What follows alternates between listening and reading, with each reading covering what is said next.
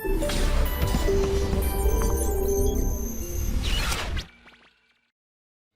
Friends, अब हम बात कर रहे हैं नए चैप्टर के लिए। Name of chapter is plant kingdom.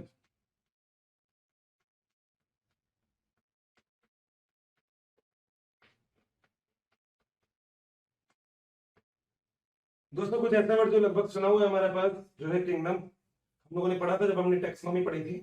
Kingdom, phylum, class, order, family, genus and species. तो वही चीज है जिसे हम बोलते हैं प्लांट किंगडम। दोस्तों, अगर किंगडम की बात करते हैं तो प्लांट किंगडम बहुत डाइवर्स है। मैंने आपसे पहले भी बोला था कि हम लोगों ने बहुत सारी मिलियन ऑफ वैरायटी अभी तक सर्च कर ली है और हम मिलियन ऑफ वैरायटी अभी सर्च कर रहे हैं। अगर हम प्लांट किंगडम के बारे में बात करें तो जो प्लांट किंगडम होता है इसको फर्दर हम क्लासिफाइड कर सकते हैं दोस्तों दो पार्ट में। द वन इज क्रिप्टोगेम्स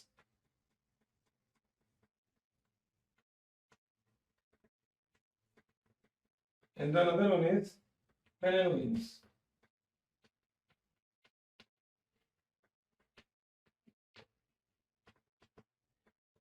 दोस्तों, क्रिप्टोगेम्स और फेनेरोगेम्स एक क्लासिफिकेशन होता है on the basis of flower and seed.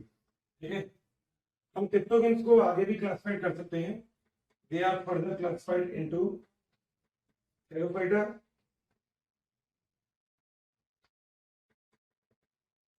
Bryophyta and pteridophyta.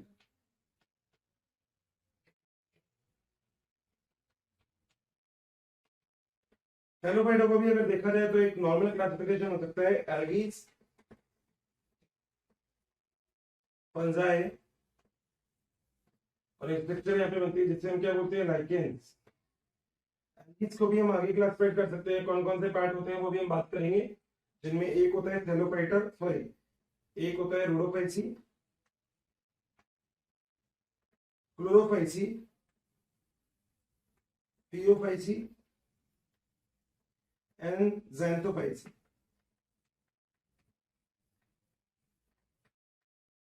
ज़ैंथोफाइसी, ये नॉर्मल क्लासिफिकेशन है दोस्तों। क्रिप्टोगेम्स के बाद दूसरी चीज होती है जिसके हम बोलते हैं फेनेलोगेम्स। फेनेलोगेम्स को हम फर्दर क्लासिफाइड करते हैं टू डिफरेंट टाइप में। The first one is gymnosperm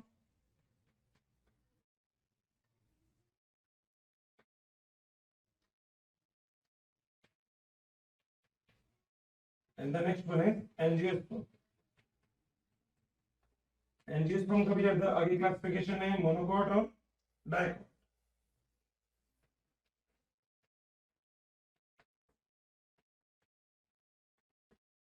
ठीक है, ये तो ओवरऑल क्लासिफिकेशन है। हम लोग क्रिप्टोगेम्स और फेनेलोगेम्स को क्लासिफाइड करते हैं on the basis of seed और फ्लावर बिहेवियर प्लांट को लेके।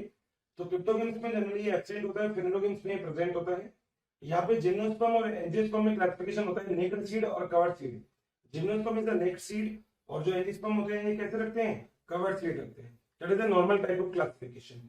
सबसे पहले हम यहाँ पे बात करते हैं दोस्तों हमारी पहली चीज की, जिसका नाम है थैलोफाइटा के अंदर क्या, एल्गीज। तो अब हम डिस्कस करेंगे आज एल्गीज के बारे में। देखते हैं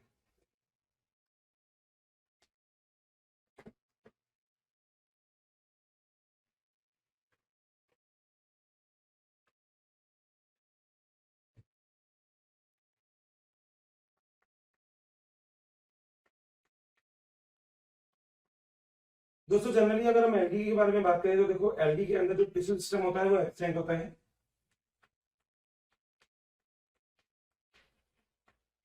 मोस्ट कॉमनली इसमें टिश्यू सिस्टम क्या होता है, एब्सेंट। एल्गीज में जनरली क्लोरोफिल जो होता है ये प्रेजेंट होता है, ग्रीन होते हैं ये, ग्रीन होता है क्योंकि इसमें क्या प्रेजेंट है, क्लोरोफिल। सही बात है दोस्तों। एल्गीज की बात करें तो ये लाइकेंस भी बनाते हैं, एल्गी प्लस फंजाई जो एक स्ट्रक्चर होती है उसे हम क्या बोलते हैं, लाइकेंस। अगर एल्गीज के बारे में देखा जाए तो एल्गीज की जो स्ट्रक्चर होती है वो डिफरेंट डिफरेंट हो सकती है। जैसे कुछ एल्गीज जो होते हैं वो मिलते हैं फिलामेंट की फॉर्म में, दैट इज फिलामेंटस एल्गी।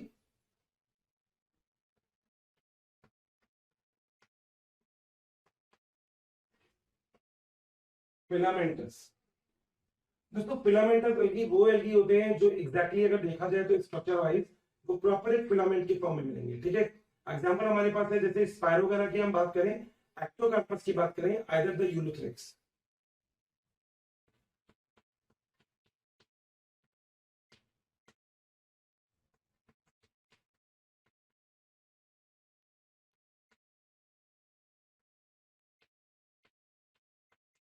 ये जो तीनों हैं, ये तीनों कैसे एल्गीज होते हैं?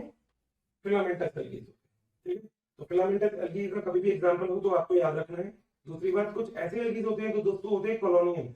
कॉलोनियल अगर एल्गीज की बात की जाए तो कॉलोनियल एल्गीज के अंदर एक एग्जांपल है, that is the Volvox.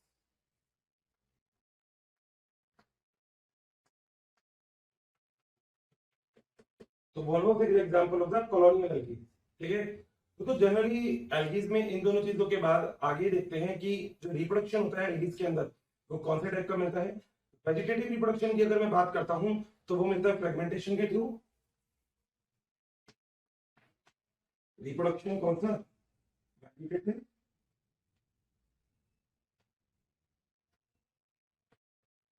Fragmentation. और किसके अंदर मिलेगा फ्रेगमेंटेशन? यही तीनों जो एग्जांपल अभी भी आपने किए थे, यही तीनों एग्जांपल है जिसके अंदर फ्रेगमेंटेशन देखने को मिलता है। सेक्सुअल रिप्रोडक्शन जो होता है वो जनरली आपको देखने को मिलेगा जूस स्पोर्स के थ्रू, जो देखने को मिलेगा आपको ब्राउन एल्गीज में। अगर दोस्तों हम एल्गीज की ओवरऑल बात करें तो यहाँ पे सेक्सुअल रिप्रोडक्शन मिलता है आइसोगेमस, एन आइसोगेमस और oogemus के। कौन कौन से हैं?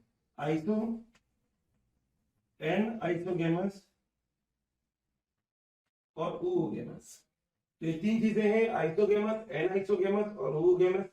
आइसोगेमस जनरली आपको मिलता है जो फ्लैजिलेटेड एल्गीज होते हैं ना, यूलोथ्रिक्स, उसके अंदर यूलोथ्रिक्स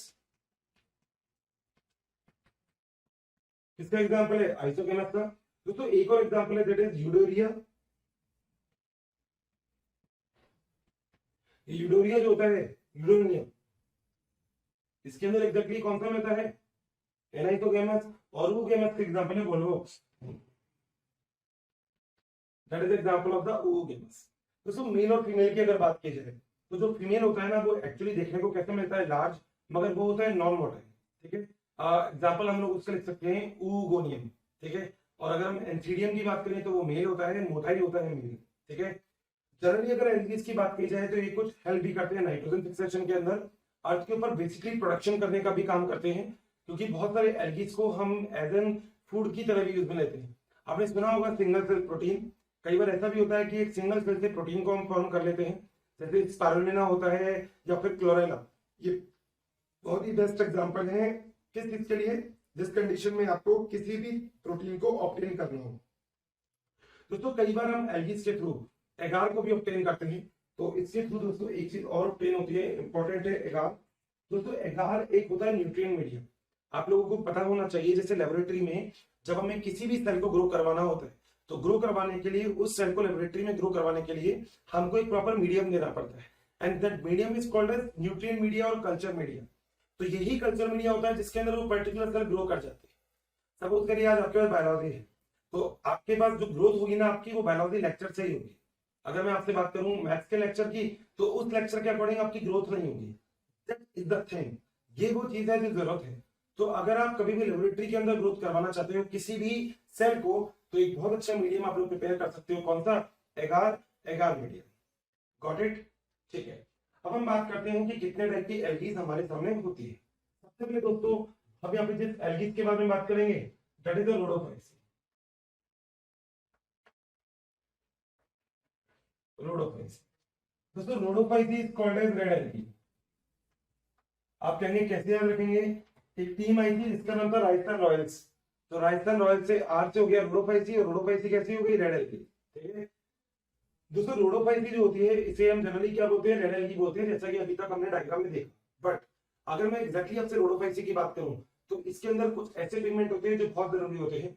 जैसे इसके अंदर दोस्तों प्रेजेंट होता है फाइकोराइसिन, इसके अंदर क्लोरोफिल ए और क्लोरोफिल डी प्रेजेंट होता है। याद रखना है आपको, chlorophyll a and chlorophyll D इसमें प्रेजेंट होता है, और रेड कलर देने के लिए इसमें प्रेजेंट होता है फाइकोराइसिन। तो फाइकोराइसिन से एग्जैक्टली इसका जो कलर होता है वो कौन सा कलर होता है? रेड। जनरली अगर देखा जाए तो सेक्सुअल रिप्रोडक्शन में इसकी जो कंडीशन होती है वो होती है oogemus के टाइप की। सी वगैरह के अंदर ये नॉर्मली आपको मिल सकते हैं, जैसे सी वगैरह होते हैं उसके अंदर नॉर्मल आप इसकी प्रेजेंस देख सकते हो। अगर आप बात करें तो इसके अंदर जो सेल वॉल होती है वो सेल्यूलोज और पेक्टिन की आपको मिलती है। तो सेल वॉल किसकी मिलती है? सेल्यूलोज एंड पेक्टिन, इसकी आपको इसके अंदर क्या मिलती है? Cell wall. तो दैट इज द रोडोफाइसी। याद रखिएगा रोडोफाइसी का एक कॉमन थिंग है, R for Rhodophyceae, R for red, right the noise. तो रोडोफाइसी का जो कलर होगा वो कैसा कलर होगा? रेड कलर होगा।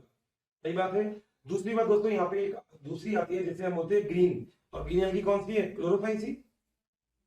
तो सेकेंड हमारे पास है यहाँ पे क्लोरोफाइसी।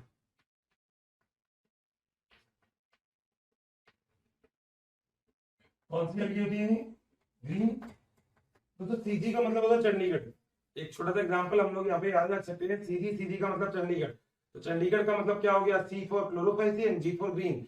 तो क्लोरोफाइसी जो होता है ये ग्रीन होता है। इसके साथ दोस्तों अगर देखा जाए तो सबसे अच्छा एग्जांपल हमारे पास है, दैट इज द क्लोरेला। आपने सुना भी होगा, क्योंकि जो कैल्विन साइकिल है, तो कैल्विन साइकिल जो डिस्कवर किया गया जिसके अंदर, that is the example of chlorella. तो एक बात तो याद रखिएगा इंपॉर्टेंट है इसके अंदर, कि जो कैल्विन साइकिल है वो दोस्तों डिस्कस किसके अंदर किया गया? क्लोरेला के अंदर।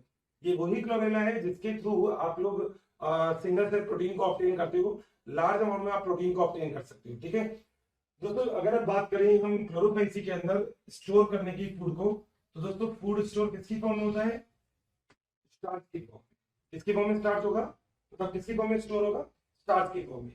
सेल वॉल आपको पता ही है, जो इसकी सेल वॉल होती है वो बनी होती है सेलुलोज और पेक्टिन की।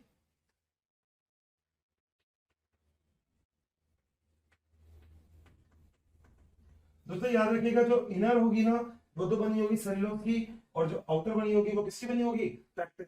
तो इनर जो सेल वॉल बनी होगी वो बनी होगी सेलुलोज की, और आउटर किससे बनी होगी? पेक्टिन की। एसेक्सुअल रिप्रोडक्शन की बात करें तो दोस्तों वो होता है फ्रेगमेंटेशन के थ्रू।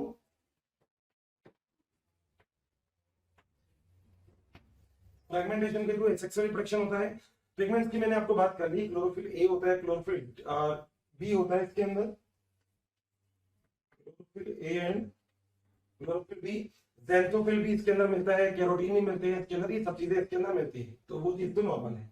अगली तो नेक्स्ट हमारे पास एक और आता है क्लोरोफाइसी के पास, जिसका नाम होता है रोडोफाइसी, क्लोरोफाइसी, पियोफाइसी। दोस्तों पियोफाइसी का जो कलर होगा वो कैसा होगा? Brown. Learning method is PB, Punjab. तो पंजाब से एक चीज हमको याद होगी, that is the Phaeophyceae. Maximum अगर मैं पियोफाइसी की आपसे बात करूं तो जिस कंडीशन में मिलता है वो कौन सी कंडीशन होती है? मेराइन। ठीक है, तो कंडीशन कैसी होगी इसमें? मेराइन हैबिटेट में मिलेगा। कौन कौन से क्लोरोफिल प्रेजेंट होते हैं? Chlorophyll a and chlorophyll c. Important है, याद रखिएगा क्लोरोफिल ए और क्लोरोफिल सी। ठीक है, यहाँ पे जो सेलुलोज होता है और मैनिटोल होता है, इनकी जनरली जो लेयर होती है वो प्रेजेंट होती है। ठीक है दोस्तों, अगर इसकी बॉडी की बात करें तो तीन डिफरेंट पार्ट होते हैं इसके अंदर। जो प्लांट बॉडी होती है उसे हम बोलते हैं होल्ड फास्ट।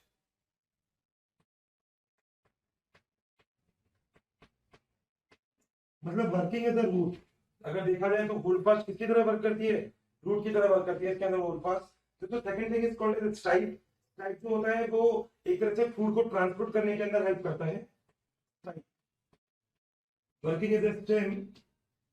और दोस्तों किसको ट्रांसपोर्ट करने में हेल्प करेगा? फूड। तो ट्रांसपोर्ट किसको हेल्प करेगा? फूड को ट्रांसपोर्ट करने में हेल्प करेगा। दोस्तों तीसरी चीज होती है वो फोटोसिंथेटिक ऑर्गन होता है, that is the leaf. Photosynthetic organ. तो इन तीन तरीके से हम इसको क्लासिफाइड कर सकते हैं। ठीक है, तीन तो चीज दोस्तों वो है जो हम लोगों को दी हुई है। बट एक बात और जो इसको और अलग बनाती है वो क्या? इसका चौथा पॉइंट, यानी कि चौथे टाइप की अलगी, जिससे हम क्या बोलते हैं? ज़ैंथोफाइसी। फोर्थ,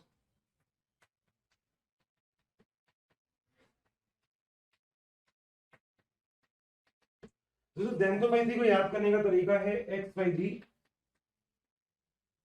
एक्स वाई जी, एक्स से ज़ैंथोफाइसी, वाई से येलो ग्रीन। तो इसका जो कलर होता है वो कैसा होता है? Yellow green. तो आप लोग देख रहे हैं, जैसे मैंने यहाँ पे लिखा कि ज़ैंथोफाइसी जो है इसका कलर जनरली कौन सा है? येलो ग्रीन है। ठीक है, जनरली ज़ैंथोफाइसी कैसी होती है? यूनिसेलुलर। दोनों ही वाटर में मिल सकती है, फ्रेश में भी और मेराइन। तो फ्रेश वाटर हो चाहे मेराइन वाटर हो, दोनों ही कंडीशन के अंदर आपको क्या मिल सकती है? ज़ैंथोफाइसी। ऑयल और ग्लाइकोजन की फॉर्म में इसके अंदर जो फूड होता है, ऑयल और लिपिड की फॉर्म में इसके अंदर जो फूड होता है वो स्टोर होता है। तो food store in oil and lipid, इसकी फॉर्म में एग्जैक्टली इसके अंदर क्या होता है, स्टोर होता है। और जो नॉर्मल डिवीजन होता है वो किसके थ्रू होता है, सेल डिवीजन। तो नॉर्मल टाइप का डिवीजन होता है जिसके थ्रू ये अपना रिप्रोडक्शन साइकिल कंप्लीट करते हैं। तो याद रखिएगा, मैंने नॉर्मल चीज बताई है अभी आपको, जिसके अंदर अभी हमने डिस्कस किया कि जो प्लांट किंगडम होता है उसको आप कैसे क्लासिफाइड करते हैं। प्लांट किंगडम को फ्लावर और सीड के बेस पे आप कह सकते हैं दो डिफरेंट टाइप में डिवाइड कर सकते हैं, जिसमें एक होता है एक होता मतलब दो अलग अलग टाइप के डिवाइड हो सकते हैं, जिनमें अगर एक की बात करें तो उसके अंदर हम लोग थैलोफाइटा, ब्रायोफाइटा और टेरिडोफाइटा की बात करते हैं। और दूसरे की अगर बात करें तो उसके अंदर क्या होते हैं, एग्जैक्टली क्रिप्टोगेम्स और फेनेरोगेम्स को हमने पहले क्लासिफाइड कर दिया था। तो क्रिप्टोगेम्स जो होते हैं उसको हमने क्लासिफाइड कर दिया था थैलोफाइटा, ब्रायोफाइटा, टेरिडोफाइटा में। और जो फेनेरोगेम्स थे उसको हमने क्लासिफाइड किया था कितने, दो पार्ट में जी, जिम्नोस्पर्म और एंजियोस्पर्म। एंजियोस्पर्म को हम आगे डिवाइड करते हैं मोनोकोट और dicot.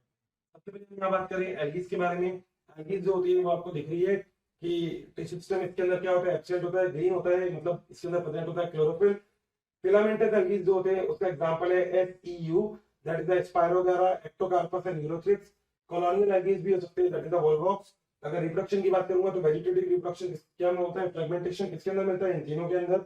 Sexual reproduction isogamous. Example important है, एनसीईआरटी में जितने भी एग्जांपल दिए होंगे वो बहुत इंपॉर्टेंट है। सो प्लीज सारे एग्जांपल को बहुत आपको अच्छे से याद रखना है। जैसे मैं आपसे पूछ सकता हूँ कि यहाँ पे यूरोथ्रिक्स जो है इसके अंदर कौन से टाइप का मिलता है सेक्सुअल रिप्रोडक्शन, तो आप बोल सकते हैं आइसोगेमस। तो जो टाइप मिलता है दैट इज आइसोगेमस, ठीक है। oogamete वोल्वॉक्स के अंदर मिलता है। तो ऐसे आप कुछ एग्जांपल हैं जो आप इसको लर्न कर सकते हैं। कितने टाइप की होती है, रोडोफाइसी, कलर कैसा होता है, रेड, राइसन रॉयल। दूसरा होता है चंडीगढ़ सीजी, कलर कैसा होगा, ग्रीन। तीसरा होगा क्लोरोफाइसी, चंडीगढ़ हो गया, ग्रीन हो गया।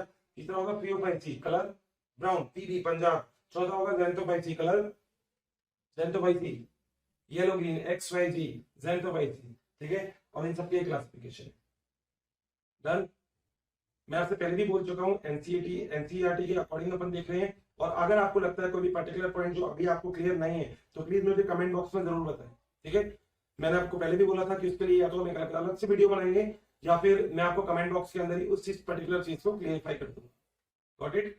बट याद रखिएगा मैंने जो इंपॉर्टेंट चीज बताई जैसे 11 के बारे में अभी आपको बता चुका हूँ, ठीक है। क्या माइक्रोब्स को अगर आप इन विट्रो कंडीशन के अंदर कभी भी आप जानते हो इन विवो और इन विट्रो, तो लेबोरेटरी कंडीशन में जब आप माइक्रोब्स को ग्रोथ करवाना चाहते हो तो उसके लिए कल्चर मीडिया आपको देना पड़ता है।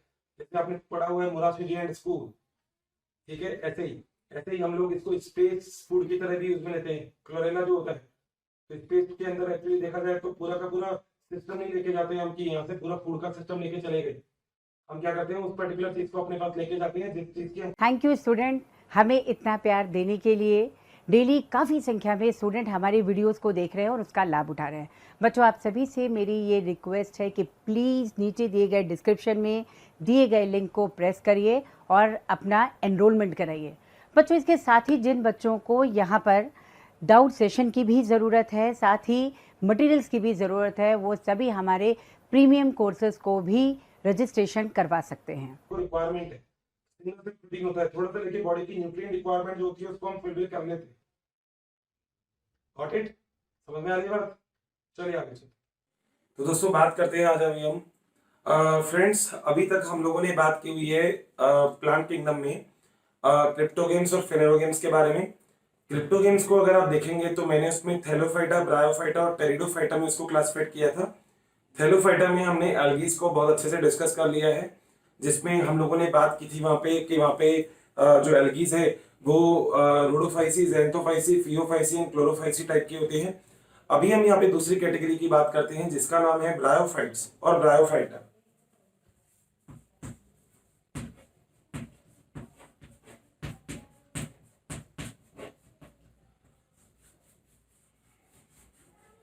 दोस्तों अगर हम ब्रायोफाइट्स के बारे में बात करते हैं तो पहली बात तो देखो मैं आपको ये बताना चाहता हूँ कि ब्रायोफाइट्स जो होते हैं ना वो सबसे पहले ऐसा माना गया था कि एक्वाटिक प्लांट थे, बट एक्वाटिक प्लांट होने के बाद वो धीरे धीरे लैंड के ऊपर प्रेजेंट हो गए, यानी कि लैंड के ऊपर मूव कर गए।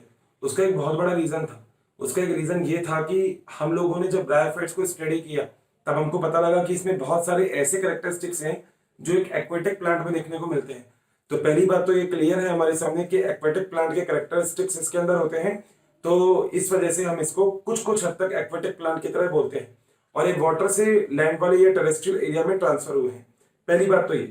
दोस्तों अगर हम बात करते हैं ब्रायोफाइट्स की, तो ब्रायोफाइट्स का स्टडी जब हम करते हैं तो उस ब्रांच ऑफ बायोलॉजी को हम बोलते हैं ब्रायोलॉजी।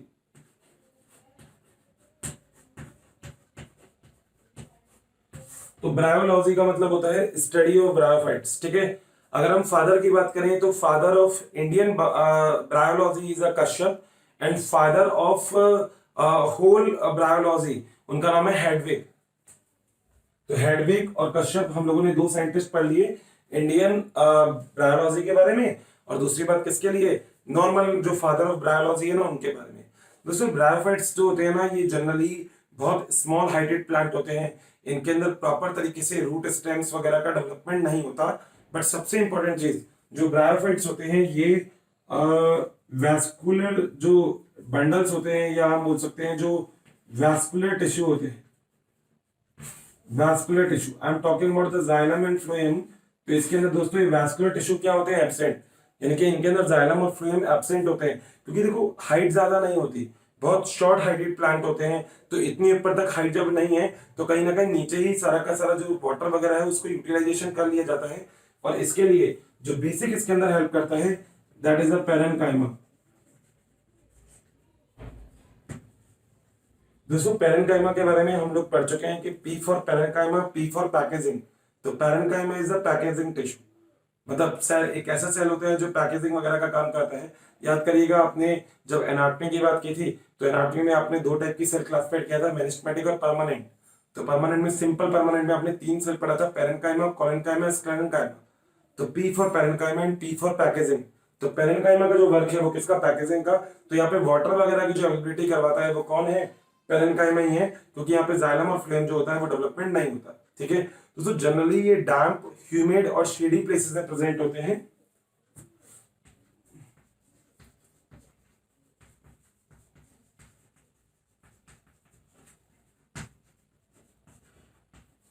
शेडी, तो ये वो प्लेस होते हैं जिनके अंदर जो ब्रायोफाइट्स हैं वो हमें जनरली मिलते हैं। तो डैम जो प्लेसेस होते हैं, शेडी प्लेसेस होते हैं, या फिर ह्यूमिड जहां पे मिलती है ना थोड़ी सी, उस जगह पे अगर देखा जाए तो ये मिलते हैं हमें।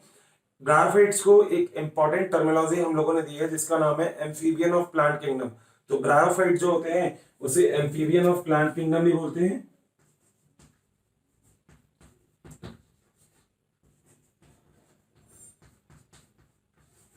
उसका रीजन क्या है, क्योंकि जो दोस्तों ब्रायोफाइट्स होते हैं ना ये क्या करते हैं कि वाटर को यूज में लेते हैं, क्योंकि एक प्रोसेस आपने पढ़ा होगा जिसका नाम है जूडियोगेमी। तो जूडियोगेमी के अंदर यही होता है कि हम लोग वाटर को यूज करते हैं, या प्लांट्स क्या करते हैं, वाटर को यूज करते हैं अपने किसी भी गैमेट्स को ट्रांसफर करने के लिए। तो that process is called as zoidiogamy. तो इसके अंदर जूडियोगेमी जो प्रोसेस है वो प्रेजेंट होता है, तो इसलिए इसे एम्फीबियन ऑफ प्लांट किंगडम बोलते हैं, क्योंकि सेक्सुअल रिप्रोडक्शन के लिए ये कहीं ना कहीं वाटर जो होता है इसको यूटिलाइज करता है। दोस्तों इसके अंदर सेक्सुअल रिप्रोडक्शन के लिए दो टाइप के पार्ट होते हैं, एक मेल और एक फीमेल। जो मेल होता है this is the antheridia, and female one is archegonia. तो दो चीज होती है यहाँ पे, एंथ्रीडिया और आर्किगोनिया। दोस्तों जो एंथ्रीडिया और आर्किगोनिया होता है, इसमें जो एंथ्रीडिया है ये है मेल रिप्रोडक्टिव पार्ट, और जो आर्किगोनिया है दैट इज अ फीमेल। तो एक मेल होता है एक फीमेल होता है। गॉट इट, यहां तक इनफेक्ट लगभग आपको सारी बात क्लियर होगी, ठीक है। आगे चलते हैं दोस्तों, हम अगर बात करते हैं तो ब्रायोफाइट्स में जो मेन प्लांट बॉडी होती है वो मेन प्लांट बॉडी होती है हैप्लॉइड। मैं सारे इंपॉर्टेंट पॉइंट्स की यहाँ पे आपसे बात कर रहा हूं। तो मेन प्लांट बॉडी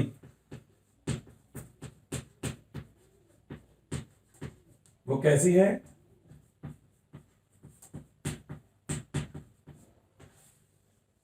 हैप्लॉइड है इसके अंदर मेन प्लांट बॉडी। तो मेन प्लांट बॉडी जो ब्रायोफाइट्स होते हैं इनके अंदर मेन प्लांट बॉडी हैप्लॉइड होती है, ठीक है। तो मेन प्लांट बॉडी इसके अंदर हैप्लॉइड हो गई। अगली बात हम लोग देखो दोस्तों जब मेन प्लांट बॉडी की बात करते हैं तो यहाँ पे दो स्ट्रक्चर, एक रूट लाइक स्ट्रक्चर भी यहाँ पे मिलती है जिसे हम बोलते हैं राइजोइड्स। राइजोइड्स एक्चुअली यूनिसेलुलर और मल्टीसेलुलर दोनों ही तरीके से मिल सकता है हमें। तो यहाँ पे अभी हम एक और वर्ड यहाँ पे लिख सकते हैं दैट इज राइजोइड्स। और राइजोइड्स हमें कैसे मिल सकते हैं, हमें राइजोइड्स मिल सकते हैं यूनिसेलुलर भी, और राइजोइड्स हमें कैसे मिल सकते हैं, मल्टी सेलुलर भी। तो अगर मैं यूनिसेलुलर और मल्टी सेलुलर की बात करूंगा तो आपने सेल वाले चैप्टर में भी इनफैक्ट ये चीज पढ़ी है कि single number of cell is present and more than one number cell is present. तो जब सिंगल और एक से ज्यादा नंबर ऑफ सेल प्रेजेंट होती है तो यहाँ पे हम यूनिसेलुलरिटी और मल्टी सेलुलरिटी को फॉर्म करते हैं। और जो राइजोइड स्ट्रक्चर है वो एक्चुअली यूनिसेलुलर और मल्टी सेलुलर अलग अलग तरीके से दिखता है। जैसे अगर हम बात करते हैं दोस्तों रिक्सिया की, रिक्सिया, तो रिक्सिया का एग्जांपल है जो है यूनिसेलुलर राइजोइड्स को कंटेन करते हैं। और if you are talking about the mosses, तो मोसेस के अंदर क्या होता है मल्टी सेलुलर, तो यानी कि मल्टी सेलुलर राइजोइड्स जो होते हैं वो इसके अंदर प्रेजेंट होते हैं। Got it? बातें कुछ कुछ हद तक लगभग क्लियर होगी।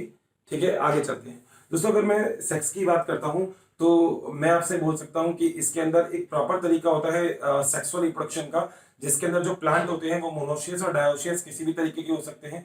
अगर हम डायोशियस की बात करते हैं तो एक एग्जाम्पल हमारे सामने इंपॉर्टेंट रहता है यहाँ पे, जिसका नाम है मार्केंशिया। तो जो मार्केंशिया है वो एक एग्जाम्पल है, जिस एग्जाम्पल को हम लोग डिस्कस करते हैं कि इसके अंदर जो प्लांट है वो कैसा है, डायोशियस है। याद रखिएगा मोनोशियस और डायोशियस का मतलब क्या होता है। मोनोशियस का मतलब होता है ऐसे प्लांट जिसके अंदर मेल और फीमेल दोनों रिप्रोडक्टिव जो पैरामीटर होते हैं वो एक ही प्लांट बॉडी में प्रेजेंट होते हैं, जबकि डायोशियस के अंदर मेल अलग में होता है और फीमेल जो होता है वो किस में होता है, अलग में होता है। That is the basic difference. अगर हम इन लोग यहाँ पे ब्रायोफाइट्स को आगे क्लासिफाइड करें तो हम दो पार्ट में क्लासिफाइड कर सकते हैं। The first one is liverworts, the another one is liverworts and the another one is mosses. दोस्तों देखो लिवरवोर्ट्स की अगर बात की जाए तो best example of liverworts is marchantia. तो मार्केंशिया एक बेस्ट एग्जांपल है लिवरवोर्ट्स का।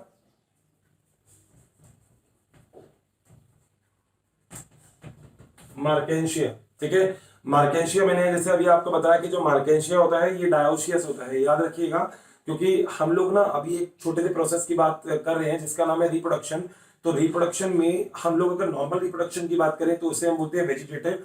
और वेजिटेटिव रिप्रोडक्शन में यहाँ पे दो अलग अलग टाइप की कैटेगरी होती है, जिसमें एक सिंगल कैटेगरी होती है उसे हम बोलते हैं गैमा कप, ठीक है। अनदर कैटेगरी होती है फ्रेगमेंटेशन। अगर मैं गैमा कप की बात करता हूं तो जो गैमा कप वाला जो स्ट्रक्चर अगर हम बात करते हैं तो वो मार्केंशिया का ही एक इंपॉर्टेंट कैरेक्टरिस्टिक्स होता है। तो प्लीज इस चीज को याद रखिएगा। अगर दोस्तों मैं सेकंड यहाँ पे एग्जांपल बात करता हूँ मॉसेस की, तो मॉसेस में हमारे पास दो एग्जांपल हैं।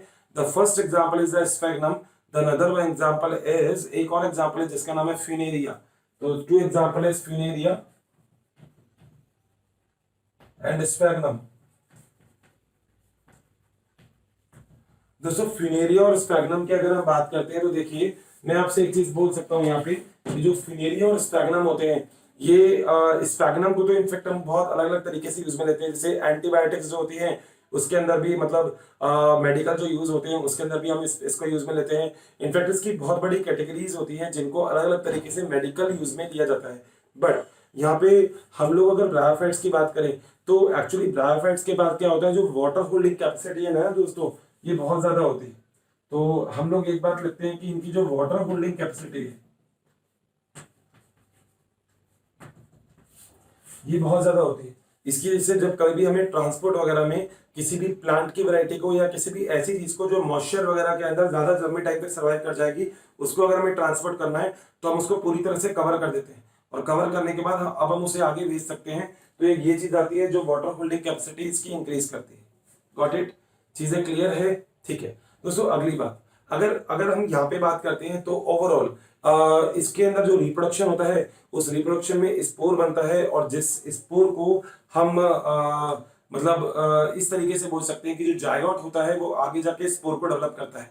मैं एक बहुत छोटा सा पैरामीटर आपको यहाँ पे बता रहा हूँ कि यहाँ पे एक्चुअली क्या होता है, जो प्लांट बॉडी होती है, जो प्लांट बॉडी होती है मेन प्लांट बॉडी वो एग्जैक्टली गेमेटोफाइटिक जो प्लांट बॉडी होती है ये डेवलप करती है दो चीज, जिसमें एक होता है एंथ्रीडिया और एक होता है आर्किगोनिया। तो ये दो चीज डेवलप हो जाते हैं, एंथ्रीडिया और आर्किगोनिया। अब हम लोगों को पता है कि जो एंथ्रीडिया है वो है मेल रिप्रोडक्टिव पार्ट और जो आर्किगोनिया है वो है फीमेल रिप्रोडक्टिव पार्ट। अब एंथ्रीडिया और आर्किगोनिया दोनों के दोनों हैप्लॉइड है जैसा कि हम लोग जानते हैं। अब होगा क्या दोस्तों, जो आर्किगोनिया है इससे तो सिंथेसाइज होता है एग सेल और एंथ्रीडिया से एंथ्रोजोइड्स डेवलप होते हैं। तो आर्किगोनिया और एंथ्रीडिया आगे जाके कंबाइन करके जायगोट को फॉर्म करता है और we know everyone that zygote is a 2n। तो 2n जो होता है वो क्या होते हैं, जायगोट होते हैं। फाइनली ये जो जायगोट होता है अभी ये डिप्लॉयड स्टेज में है। जानते हैं ना आप डिप्लॉयड स्टेज क्या होती है? जहाँ पे नंबर ऑफ क्रोमोसोम जो होते हैं आपको पता है एन और एन। स्मॉल एन से मैंने आपको पहले भी बोला था कि स्मॉल एन से आप नंबर ऑफ क्रोमोसोम को डिनोट करते हैं और कैपिटल एन से आप लोग डिनोट करते हैं नंबर अमाउंट ऑफ डीएनए, यानी कि कितना डीएनए है। ठीक है, तो दो हैप्लॉइड सेल क्या बना लेती है? डिप्लॉयड बना लेती है। फाइनली जो जायगोट है इससे दोस्तों किसका फॉर्म होगा? एम्ब्रियो। ठीक है, तो जो जायगोट है ये आगे जाके किसका फॉर्म करेगा? एम्ब्रियो का। अब एम्ब्रियो से दोस्तों स्पोरोजेनस सेल का फॉर्मेशन होता है, स्पोरोजेनस सेल। तो एम्ब्रियो से जो सेल बनेगी वो क्या है? Sporogenous cell. और स्पोरोजेनस सेल से स्पोर मदर सेल बनती है और ये भी सेल कैसी होती है? 2N। ठीक है, अब इसमें एक्चुअली क्या होता है? जर्मिनेशन के दो मेथड हो सकते हैं, मतलब जब इससे स्पोर बनते हैं तो जर्मिनेशन के दो मेथड हो सकते हैं। पहला मेथड जो जर्मिनेशन का होता है उसके अंदर तो या तो ये सीधा एक प्लांट बॉडी को जर्मिनेशन कर लेता है, that is a direct kind of germination. तो या तो ये यहाँ से डेवलप करता है स्पोर, तो दोस्तों एक चीज हो जाती है that is a direct germination. Direct germination में क्या बन जाता है यहाँ पे? Plant body. या तो डायरेक्टली जर्मिनेट कर लेगा, अगर डायरेक्टली जर्मिनेट नहीं करेगा तो दोस्तों जर्मिनेशन का एक दूसरा पैरामीटर भी यहाँ पे देखने को मिलता है जिसमें एक स्टेज आती है that is called as protonema stage. तो एक और तरीका है कि या तो डायरेक्टली जर्मिनेशन हो जाएगा या फिर ये प्रोटोनिमा स्टेज के अंदर होगा। अब प्रोटोनिमा स्टेज जो होती है वो आप लोग बहुत अच्छे से डिस्कस कर चुके हैं कि प्राइमरी प्रोटोनिमा और सेकेंडरी प्रोटोनिमा होता है। सेकेंडरी प्रोटोनिमा प्राइमरी प्रोटोनिमा से ही डेवलप होता है, आगे सेम होता है, फिर आगे वापस से स्पोर डेवलप होते हैं, वो स्पोर फ्री होते हैं, नए प्लांट डेवलप होते हैं, सेम कंडीशन। इस तरीके से ये अपनी वैरायटीज को इंक्रीज करता रहता है।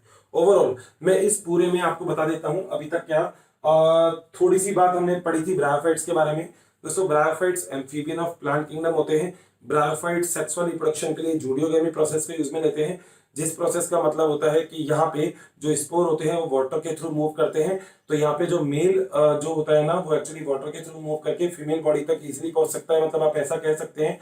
और दूसरी बात यहाँ पे सबसे अच्छी बात ये कि जो ब्रायोफाइट्स होते हैं इसके अंदर वैस्कुलर टिश्यू होता है वो एब्सेंट होता है, प्रॉपर डेवलपमेंट नहीं हो पाता इसका। तो हमने जब एवोल्यूशन की बात भी की थी तो हम भी बोलते हैं इनका प्रॉपर डेवलपमेंट नहीं है, मगर ये फिर कुछ कुछ हद तक थैलोफाइटा से या नॉर्मल जो प्लांट की लोअर वेराइटीज है उनसे कुछ हद तक डेवलप होते हैं। फाइनली ब्रायोफाइट्स के अंदर हम लोगों ने बात की थी जो मेल होता है वो एंथ्रीडिया होता है, एंथ्रोजॉइट डेवलप करते हैं। जो फीमेल होता है वो आर्किगोनिया होता है, जो एक्स डेवलप करते हैं, दोनों फर्टिलाइज हो जाते हैं तो जायगोट का फॉर्मेशन होता है। जायगोट आगे जाके एम्ब्रियो का फॉर्मेशन करता है और उससे स्पोर मदर सेल यहाँ पे हमने बताया था वो बनती है। स्पोर मदर सेल से स्पोर का फॉर्मेशन होता है। दो टाइप के प्रोसेस हो गए, पहला प्रोसेस या तो वो सीधा प्लांट बॉडी को डेवलप करेगा और दूसरा प्रोसेस वो प्लांट बॉडी को डेवलप नहीं करके प्रोटोनिमा स्टेज में जाता है। तो ये प्रोटोनिमा के बाद भी सेम प्रोसेस आगे कंटिन्यू होता रहता है। ठीक है, यूजेस अभी हमने आपको बताए मेडिकल के अंदर एज एन एंटीसेप्टिक हम इसको यूज में लेते हैं। हम इसको एज एन एंटीसेप्टिक मतलब आप कह सकते हैं कि किसी भी जगह पे अगर कोई भी प्रॉब्लम या इन्फेक्शन वगैरह हो जाता है तो उसको सही करने के लिए भी हम इसको यूटिलाइज कर सकते हैं। ठीक है, तो this thing is called as a bryophytes. Hope समझ में आया होगा, कोई दिक्कत? Thank you. बात करते हैं क्रिप्टोगेम्स में नेक्स्ट कैटेगरी जिसका नाम है पेरिडोफाइट। दोस्तों अभी तक हमने प्लांट किंगडम में थैलोफाइटा और ब्रायोफाइटा को डिस्कस किया। As we discuss about the Thallophyta and Bryophyta, हम लोगों ने एक बात देखा है यहाँ पे कि थैलोफाइटा से कुछ डेवलप ब्रायोफाइटा, और नो डाउट अब ब्रायोफाइटा। बच्चों काफ़ी संख्या में डेली हमें बहुत सारे कमेंट्स आ रहे हैं कि वी प्लीज़ इस टॉपिक पे वीडियो बनाएं, इस सब्जेक्ट पे वीडियो बनाएं। तो आप सभी से मेरी रिक्वेस्ट है कि प्लीज़ हमारे यूट्यूब चैनल को सब्सक्राइब करें और उसमें दिए गए बेल आइकन को प्रेस करें ताकि टाइम टू टाइम आपको नोटिफिकेशन मिलता रहे। बच्चों हम ऐसा इसलिए कह रहे हैं कि बहुत सारे बच्चे उसी टॉपिक की रिक्वेस्ट करते हैं जो ऑलरेडी हमारे चैनल्स पे दिए हुए हैं। तो आप सभी से रिक्वेस्ट है कि आप सभी जो है उस चैनल पे जा करके उन सारे वीडियोस का लाभ जरूर उठाएं। जो ज्यादा डेवलप होगा वो क्या होगा? टेरिडोफाइटा। दोस्तों सबसे पहले तो टेरिडोफाइटा के कुछ नेम्स हैं, जैसे it is also known as reptile of plant kingdom.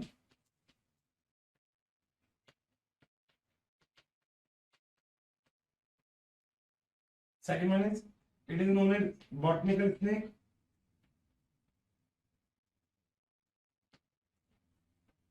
And another name is that is vascular cryptogams.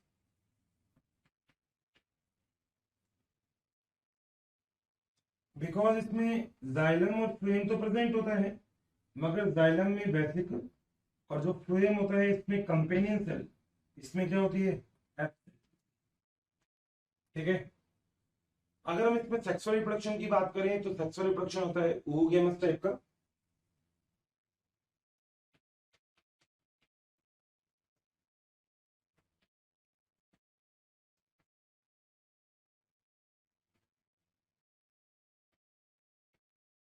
oogamous। The next one is spores, दो टाइप के होते हैं, that is the homosporous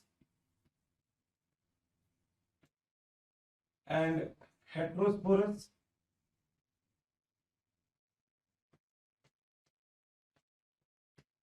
homosporous and heterosporous, इनके अंदर photosynthesis के लिए जो leaf present होती है उन लीफ का कई बार साइज बड़ा होता है, that's why the leaf is called as tropophyllous. मतलब फोटोसिंथेसिस तो करती है वो, मगर साइज बड़ा होता है।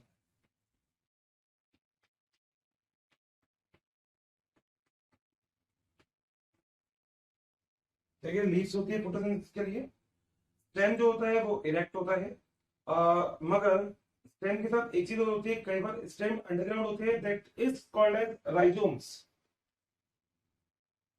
या इधर इरेक्ट। और अगर स्टेम अंडरग्राउंड होगा तो that is known as rhizome. Generally Pteridophyta में जो वैस्कुलर बंडल होते हैं जाइलम और फ्लोएम, वो कॉन्सेंट्रिक टाइप का होता है।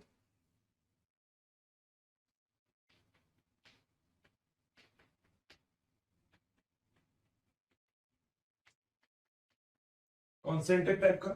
सेकेंडरी ग्रोथ इसके अंदर एब्सेंट होती है, मगर आइसोइड्स में सेकेंडरी ग्रोथ प्रेजेंट होती है। सेकेंडरी ग्रोथ क्या होगा इसमें, एब्सेंट, मगर एक एक्सेप्शन है, आइसोइड्स, इसके अंदर सेकेंडरी ग्रोथ क्या होती है, इसमें प्रेजेंट। जनरली कूल और डैम्प और शेडी प्लेसेस में मिलते हैं ये।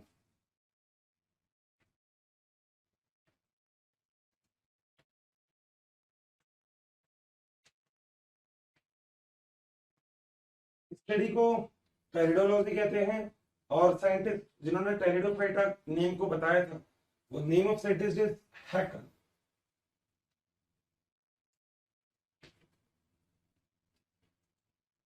हैकर दोस्तों, जनरली मतलब अगर देखो ना तो पूरा का पूरा जो टेरिडोफाइटा है वो अपने आप में डेवलप है, मगर टेरिडोफाइटा क्रिप्टो गेम्स में सबसे ज्यादा डेवलप होता है, ठीक है। आप लोग समझ रहे होंगे क्रिप्टो गेम्स के बारे में मैं क्यों बोल रहा हूँ, क्योंकि जब हमने पूरी क्लासिफिकेशन की बात की है तो हमने एक बात देखी है कि क्रिप्टो गेम्स और फेनरो गेम्स में, क्रिप्टो गेम्स में थैलोफाइटा, ब्रायोफाइटा और टेरिडोफाइटा को जब हमने क्लासिफाइड किया तो यहाँ पे कुछ डेवलपमेंट हुआ है थैलोफाइटा और ब्रायोफाइटा से।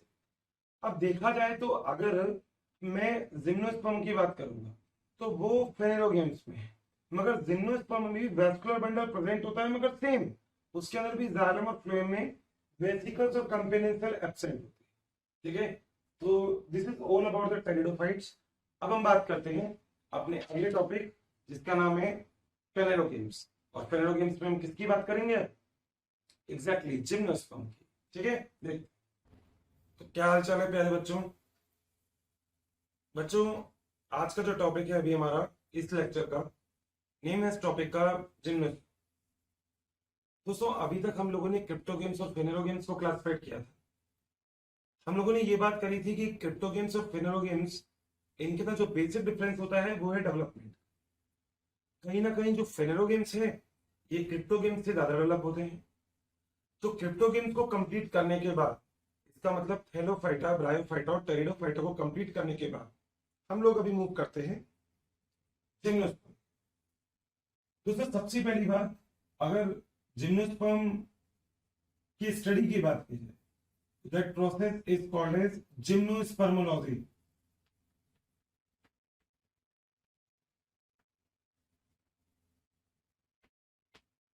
जैसे हम लोगों ने पढ़ा है बायोलॉजी, ऐसी एक ब्रांच होती है जिस ब्रांच का नाम क्या है, जिम्नोस्पर्मोलॉजी।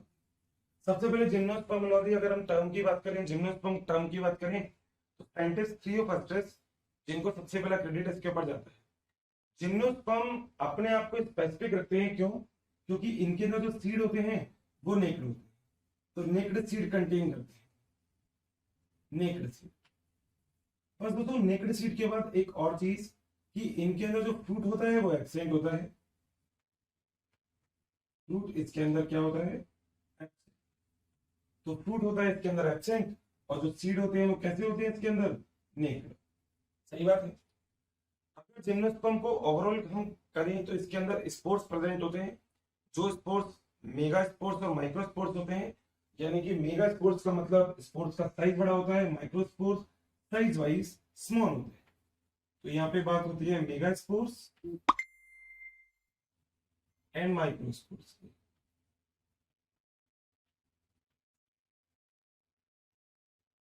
Mega spores and micro spores, ठीक है। नेक्स्ट थिंग दोस्तों, एक बात अगर हम लोग आप ध्यान से देख रहे हैं तो हम लोग ये कह सकते हैं कि जो जिम्नोस्पर्म होते हैं इनमें मेगा स्पोर्स और माइक्रो स्पोर्स के साथ साथ एक जो चीज जो जिम्नोस्पर्म को बहुत ही इंपॉर्टेंट बनाती है वो है फर्टिलाइजेशन। यानी कि जिम्नोस्पर्म का जो फर्टिलाइजेशन का प्रोसेस है इट इज ऑल्सो इम्पोर्टेंट। तो here we are talking about the fertilization process.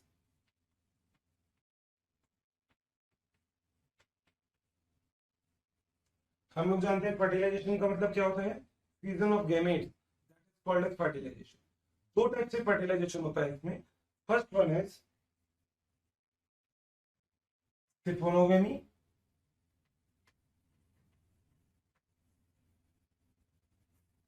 and the second one is judeosiphonogamy.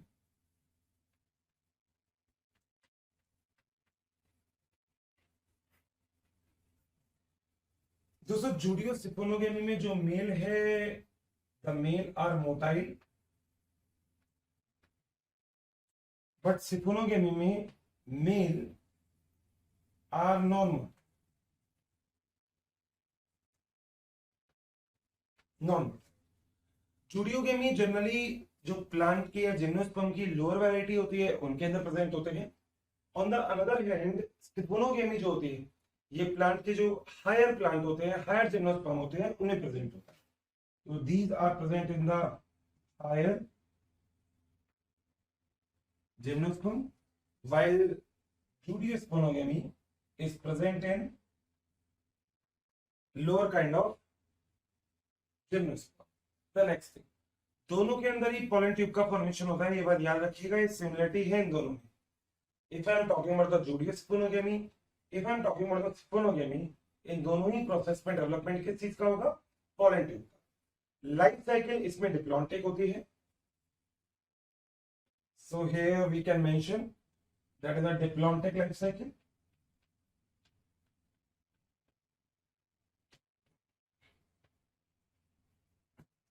Sporophytic जो होते हैं वो 2n होते हैं।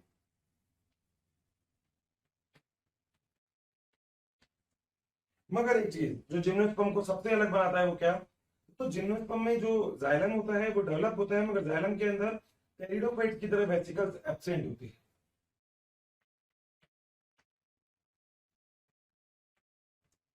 एब्सेंट, ठीक है। प्लांट की बात करें तो जो प्लांट की बॉडी होती है वो डायोसियस है।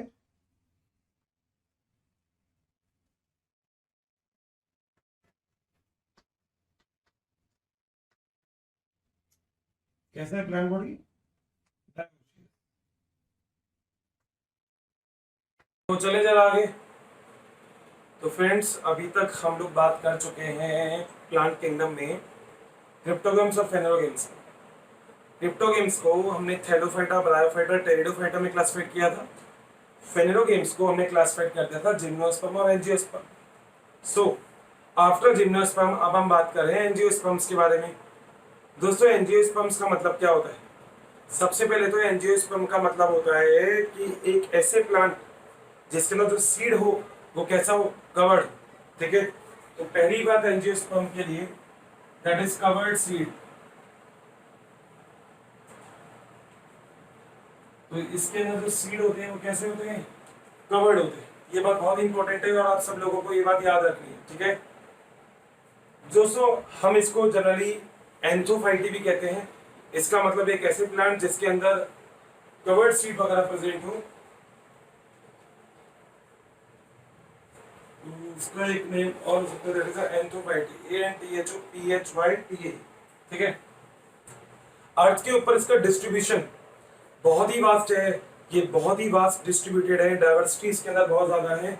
तो सेकंड एग्जाम पॉइंट हमारे पास हो सकता है that is about the distribution.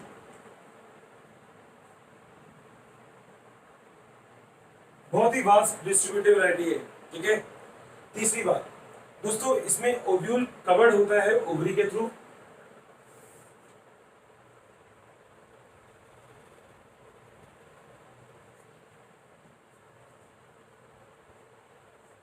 Ovary xylem के अंदर ट्रू वेसिकल्स प्रेजेंट होते हैं, और इनफैक्ट इसके अंदर अगर मैं फ्लोएम की बात करूं तो मैं आपसे कहता हूं जो फ्लोएम होता है उसके अंदर सीप ट्यूब और कंपेनियन सेल भी प्रेजेंट होते हैं। तो यहाँ पे इसके अंदर जाइलम और फ्लोएम प्रॉपर डेवलपमेंट होता है, यानी कि वैस्कुलर बंडल प्रॉपर डेवलप होते हैं। जाइलम एंड फ्लोएम, तो वेसिकल्स प्रॉपर डेवलप होती है जाइलम के अंदर, तो ये ट्रू जाइलम हम कह सकते हैं। फ्लोएम में सीप ट्यूब भी प्रेजेंट होती है और कंपेनियन सेल भी प्रेजेंट होती है। ठीक है। जनरली अगर बात करें तो जो लाइफ साइकिल होती है वो होती है इसकी डिप्लॉन्टिक। तो जो लाइफ साइकिल है friends,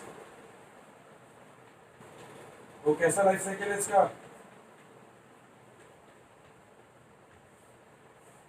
diplontic type of life cycle.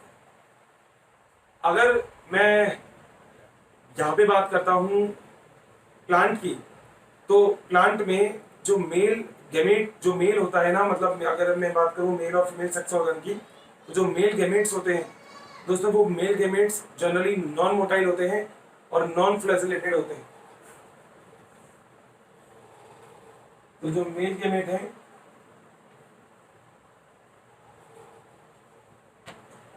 ये non motile and non flagellated.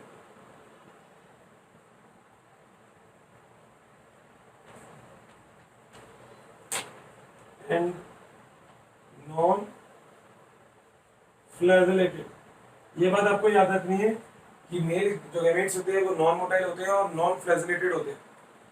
Generally इसमें एंथ्रीडिया और आर्किगोनिया जो होते हैं, ये टाइप की स्ट्रक्चर जो होती है वो एब्सेंट होती है।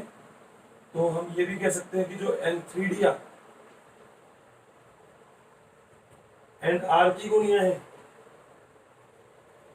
इस टाइप की स्ट्रक्चर इसमें क्या होती है? एब्सेंट होती है। दोस्तों एंजियोस्पर्म्स में हम लोग इस एंजियोस्पर्म्स की वैरायटी को क्लासिफाइड कर सकते हैं दो सब ग्रुप्स में, और वो जो दो सब ग्रुप्स हैं उसमें पहला सब ग्रुप है that is the monocot, another sub group that is the dicot. तो on the basis of cotyledons हम लोग क्लासिफाइड करते हैं इसको मोनोकॉट में, और दूसरा यहाँ पे क्या हो जाता है? डाइकॉट। दोस्तों कॉटिलिडॉन आप लोग जानते हो क्या होता है ना, एक ऐसा मटेरियल होता है जिसमें रिजर्व फूड रखा रहता है, दैट इज कॉटिलिडॉन। मोनोकॉट की अगर बात करें तो जो मोनोकॉट का सीड होता है उसका कुछ कुछ जो डायग्राम होता है वो ऐसा होता है, और this is the diagram of the dicot seed.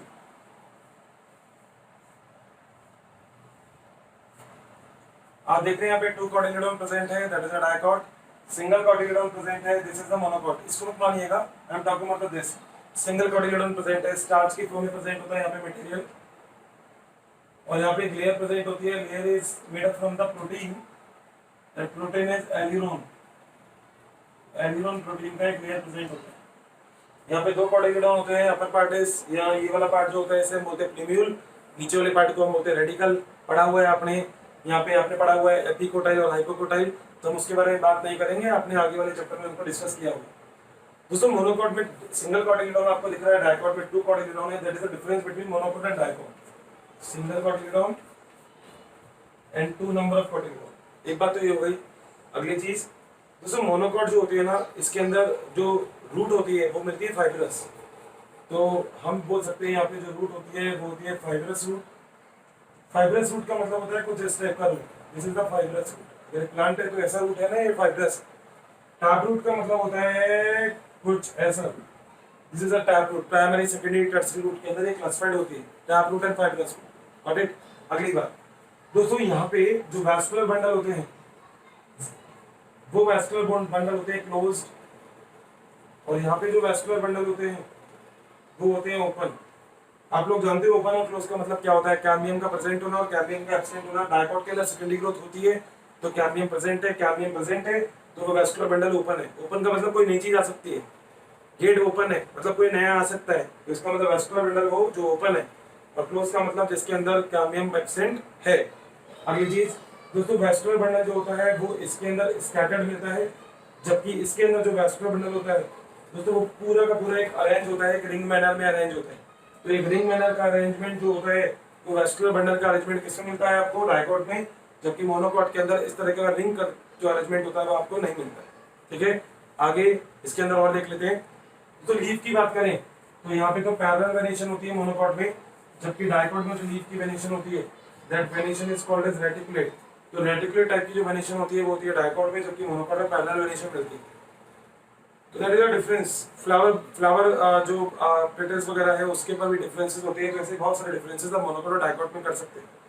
हाँ, 3 की फॉर्म में अगर डबल हो रहे हैं, 3 या 3 से मल्टीप्लाई कर रहे हैं तो वो तो मोनोकॉट है, और 4 और 5 के नंबर में मल्टीप्लाई करते हैं तो क्या होता है, डायकॉट होता है। तो ऐसे आप डिफरेंसेस कर सकते हैं, it is the monocot and dicot. ठीक है, इनफैक्ट ये पूरा का पूरा सिनेरियो कंप्लीट होने के बाद मैं आपसे कुछ बातें यहाँ पे जरूर बोलूंगा।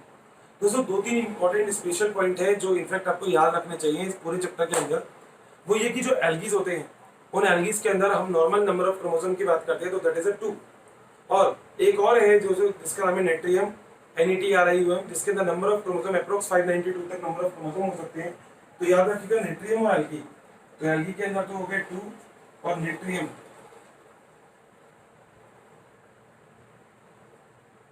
के अंदर नंबर ऑफ क्रोमोसोम कितने हो गए, 592। सो दोस्तों आज हम अभी बात करते हैं एक और नए टॉपिक के बारे में। प्लांट किंगडम के अंदर एक पॉइंट और दे रखा है जिसका नाम है अल्टरेशन ऑफ जनरेशन। सबसे पहले हम बात करते हैं अल्टरेशन ऑफ जनरेशन क्या होता है। दोस्तों अल्टरेशन ऑफ जनरेशन का मतलब होता है कि किसी भी प्लांट का या किसी भी वेराइटी का एक प्रॉपर फेज के अंदर प्रेजेंट होना। इसका मतलब सबसे पहले हम यहाँ पे कुछ टर्मिनोलॉजीज के बारे में बात करते हैं, जो टर्मिनोलॉजी इस पूरे प्रोसेस को समझने के लिए हमारे लिए जरूरी है। दोस्तों सबसे पहले आप लोगों को समझना होगा एक टर्म के बारे में, that term is called as gametes. दोस्तों गैमेट्स हमेशा हैप्लॉइड होते हैं और हम लोगों को पता है कि गैमेट्स क्या होते हैं। जैसे फॉर एग्जांपल ह्यूमन बीइंग है हम, तो हमारे अंदर जो स्पर्म सेल होगा और जो एग सेल होता है तो ये एग्जैक्टली क्या होते हैं, गैमेट्स। गैमेट्स जब फ्यूज होते हैं तो एक प्रोसेस होता है जिसे हम फर्टिलाइजेशन बोलते हैं। बट यहाँ पर हम उसी टर्मिनोलॉजी को एक और वर्ड में बोल सकते हैं जिसका नाम होता है सिंगैमी। सिंगैमी का मतलब होता है फ्यूजन। फ्यूजन का मतलब आप साइटोप्लाज्म और न्यूक्लियोप्लाज्म दोनों का फ्यूजन करते हो। This process is called as syngamy, and syngamy means fusion. दूसरा नेक्स्ट टर्मिनोलॉजी हम यहाँ पे डिस्कस करनी है जिस टर्मिनोलॉजी का नाम है मियोसिस। दोस्तों हम लोगों ने ना 2 टर्मिनोलॉजी पढ़ी। बच्चों अगर आपको हमारे वीडियोस पसंद आए हैं तो इसे लाइक शेयर करना ना भूलें ताकि ये वीडियो सभी ज़रूरतमंद बच्चों तक पहुंच सके। बच्चों आपके इतने अपार स्नेह के कारण हमारी पूरी मोशन टीम इतनी ज़्यादा मोटिवेटेड है और बेस्ट कंटेंट आपको उपलब्ध कराने के लिए हम सभी तत्पर हैं। एक टर्मिनोलॉजी होती है माइटोसिस और एक होता है मियोसिस। माइटोसिस का मतलब क्या होता है, मैंने आपको पहले भी बोला है कि आपकी बॉडी के अंदर एक तो सेल होता है वो जो नॉर्मल सेल है, and normal cell is called as somatic cell. Plant में भी सेम होगा क्योंकि प्लांट भी तो एक्चुअली लिविंग ही है। तो एक सेल तो होता है सोमैटिक सेल और दूसरा सेल होता है जिससे हम बोलते हैं सेक्सुअल सेल। सोमैटिक सेल जो होता है वो सोमैटिक सेल हमेशा जिस टाइप का डिवीजन शो करता है the division is called as mitosis division. But अगर आपकी बॉडी में कोई सेक्सुअल सेल प्रेजेंट है तो दोस्तों जो वो डिवीजन कॉल करेगी the division is called as meiosis. और मियोसिस को हम लोग एक वर्ड बोलते हैं that this process is called as reductional division.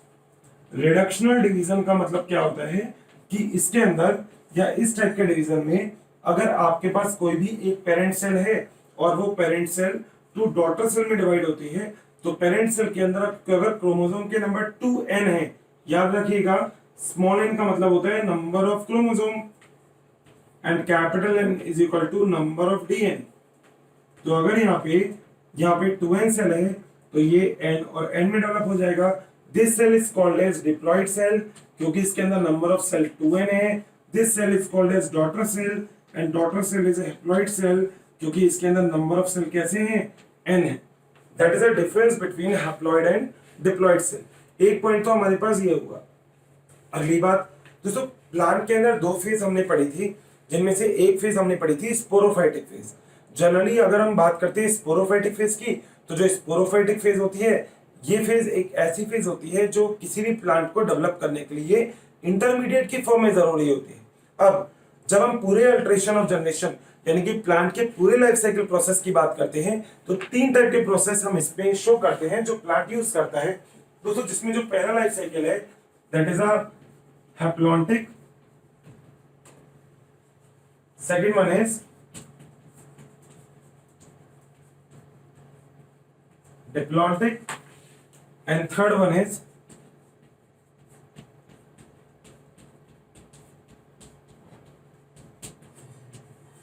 Haplodiplontic. अब लगभग आपको देखो लग तो रहा होगा कि सर हमने हैप्लॉन्टिक और डिप्लॉन्टिक वर्ड में कुछ वर्ड तो हमको मिल रहे हैं, जैसे हैप्लॉन्टिक में हमें मिल रहा है हैप्लॉइड, डिप्लॉन्टिक में हमें मिल रहा है डिप्लॉइड. तो दोस्तों सेम यहाँ पे है. हैप्लॉन्टिक फेज वो फेज होती है जिसमें जो हैप्लॉइड फेज होती है वो डोमिनेंट होती है, यानी कि जो एन फेज है ना ये डोमिनेंट फेज होगी. That phase is called as haplontic phase. तो हैप्लॉन्टिक के अंदर कौन सी फेज डोमिनेंट होगी, हैप्लॉइड जो होगी ये डोमिनेंट होगी. Haploid phase is dominant. अगर हम बात करते हैं डिप्लॉन्टिक की, तो दोस्तों जो डिप्लॉइड फेज है ये कैसी होगी, इसमें डोमिनेंट. ठीक है. हैप्लोडिप्लॉन्टिक की बात करते हैं तो हैप्लॉइड और डिप्लॉइड दोनों ही फेज इसके अंदर डोमिनेंट की तरह शो करती है, यानी कि इसके अंदर आप ऐसा डिफरेंस नहीं बोल सकते कि ये पर्टिकुलर हैप्लॉइड है या ये पर्टिकुलर डिप्लॉइड है. अब पहली बात है हैप्लॉन्टिक लाइफ साइकिल. पहली बात देखो, साइकिल का मतलब क्या होता है, जो फर्स्ट और लास्ट एक ही हो दैट इज अ साइकिल. मान लीजिए मेरे पास अभी 100 रुपीज है और मेरे पास 5 स्टूडेंट्स हैं, तो मैं मेरे 100 रुपीज को एक स्टूडेंट को देता हूं, तो वहां पे ऐसे सर्किल होके मेरे पास वापस आ गया. That thing is called as cycle. But cycle का मतलब क्या होता है, फर्स्ट और लास्ट जब एक ही पर्सन होता है that is a cycle. Same अगर हमको साइकिल को डिनोट करना है तो दोस्तों हम एक सर्किल से इस साइकिल को डिनोट कर सकते हैं. तो this is a cycle for haplontic, this one is cycle represent the diplontic and this another one is responsible for haplodiplontic. तो मैंने तीन साइकिल अभी आपके सामने ड्रॉ किए हैं, जो एक हैप्लॉन्टिक को शो करता है, सेकंड डिप्लॉन्टिक को शो करता है एंड थर्ड हैप्लोडिप्लॉन्टिक को शो करता है. सबसे पहले हम बात करते हैं हैप्लॉन्टिक की. देखिएगा दोस्तों, एक पॉइंट तो क्लियर है, हैप्लॉन्टिक फेज में जो हैप्लॉइड फेज होगा वो बड़ा होगा, डिप्लॉइड फेज जो होगा वो स्मॉल होगा. इसका मतलब हम लोग ऐसा बोल सकते हैं कि बताइएगा कि यहां से लेकर और यहां तक का जो भी फेज है ये नो डाउट कैसा होगा, हैप्लॉइड. बात सही है.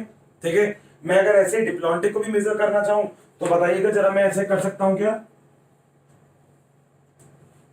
दोस्तों. डिप्लॉन्टिक के अंदर अगर मैं बात करता हूं थोड़ा सा डिफरेंट करने के लिए, यहां से लेकर यहां तक जो फेज है वो कैसा है, डिप्लॉइड. यानी कि यहां पे बात होगी 2n की और यहां पे बात किसकी होगी, n की. बात क्लियर है. ठीक है. हम लोगों ने जो टर्मिनोलॉजी बोली है उसको याद रखना. मैंने अभी तक आपको क्या बोला कि अल्टरेशन ऑफ जनरेशन का मतलब प्लांट की पूरी लाइफ साइकिल में उसका हैप्लॉइड और डिप्लॉइड में कन्वर्ट होना या हैप्लॉइड और डिप्लॉइड का बनना, this process is called as alteration of generation. अब अल्टरेशन ऑफ जनरेशन प्लांट में एनसीईआरटी के अकॉर्डिंग हम लोग तीन टाइप से पढ़ते हैं. The first one is haplontic, diplontic and haplodiplontic. दोस्तों इन सबसे पहले हम लोगों ने टर्मिनोलॉजी की बात की थी, जिनमें एक टर्मिनोलॉजी थी गेमेट्स. गेमेट्स का मतलब ऐसी सेल जो सेक्सुअल रिप्रोडक्शन या जो फर्टिलाइजेशन करने के लिए रिस्पांसिबल होती है, this cell is called as gametes. और गेमेट्स मैक्सिमम हमेशा कौन सा होगा, हैप्लॉइड. जब गेमेट्स फर्टिलाइज करेगा तो क्या फॉर्म होता है, zygote.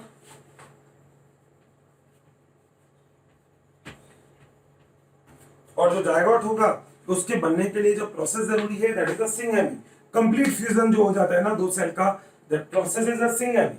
The next one is, this one is called as meiosis. Meiosis is called as reductional division. Half number of cell. आपकी बॉडी में दो सेल होता है, सोमैटिक सेल और सेक्सुअल सेल. सोमैटिक सेल में माइटोसिस, जिसके अंदर बनने वाली टू डॉटर सेल में नंबर ऑफ क्रोमोसोम पेरेंट के इक्वल होता है. बट अगर हम बात करते हैं यहाँ पे मियोसिस की, तो बनने वाला जो डॉटर सेल है उसके अंदर पेरेंट से जो क्रोमोसोम के नंबर होते हैं वो कैसे होते हैं, हाफ होते हैं. दोस्तों मियोसिस दो टाइप से होता है, एक होता है मियोसिस फर्स्ट और इसके बाद जो होता है वो होता है मियोसिस सेकंड. तो मियोसिस सेकंड में कुछ ऐसा हो जाता है, ठीक है. This is the meiosis second. मैं सेल डिवीजन में आपको बताऊंगा ये, बाकी आपने पढ़ रखा है कि मियोसिस फर्स्ट जो होता है ये तो रिडक्शनल होता है, जिसके अंदर क्रोमोसोम के नंबर डॉटर सेल में पेरेंट सेल से हाफ हो जाते हैं. मगर जो मियोसिस सेकंड होता है उसको हम बेसिकली इक्वेशनल डिवीजन बोल सकते हैं, एज माइटोसिस की तरह ही होता है, क्योंकि इसमें बनने वाली जो डॉटर सेल है वो पेरेंट सेल के इक्वल होती है. देख सकते हैं आप, इसे और इसे इक्वल है, this is the meiosis second, और इसे और इसे अनइक्वल है, हाफ है, that is the meiosis first. That why meiosis first is a reductional division. Complete meiosis के थ्रू हम लोगों के पास 4 सेल बनती है, इसका मतलब 4 डॉटर सेल बनती है. बात सही है? कोई डाउट है यहां तक? Confirm 100%?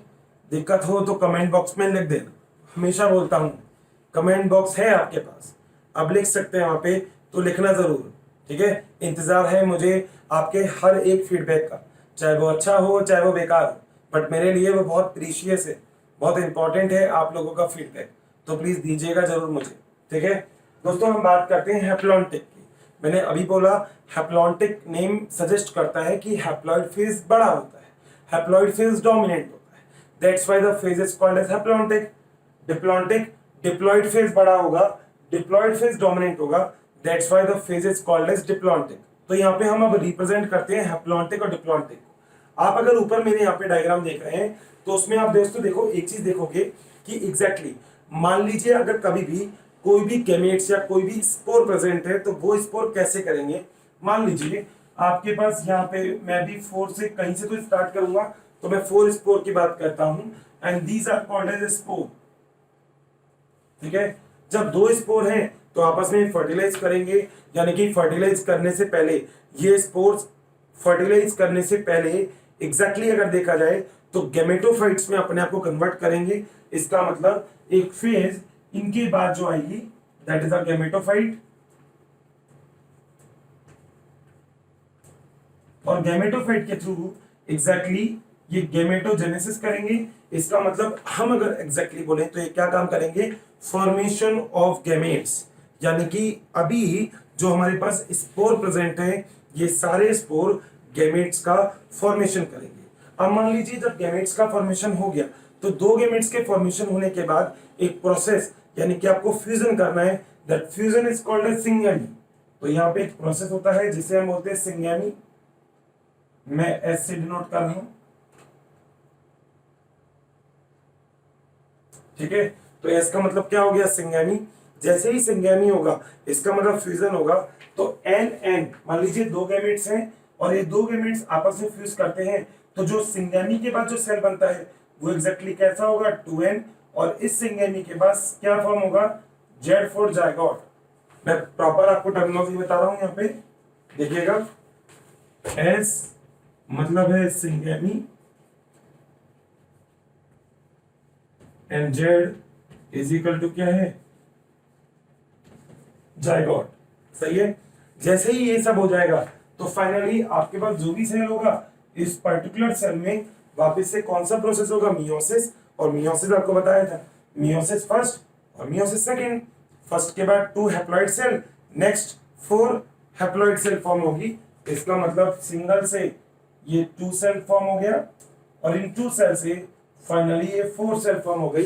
And these cell are spores, and spores are, nature कौन सा है स्पोर्ट्स का, बिल्कुल सही है, हैप्लॉइड है.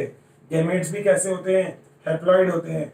जायगोट कैसा होता है, डिप्लॉइड होता है. आप लोग देख रहे हैं डोमिनेंट फेज, यानी कि ज्यादा डोमिनेंट फेज या ज्यादा आपको जो दिख रहा है यहाँ पे फेज, वो कौन सा है, हैप्लॉइड है, डिप्लॉइड है, हैप्लॉइड है ना.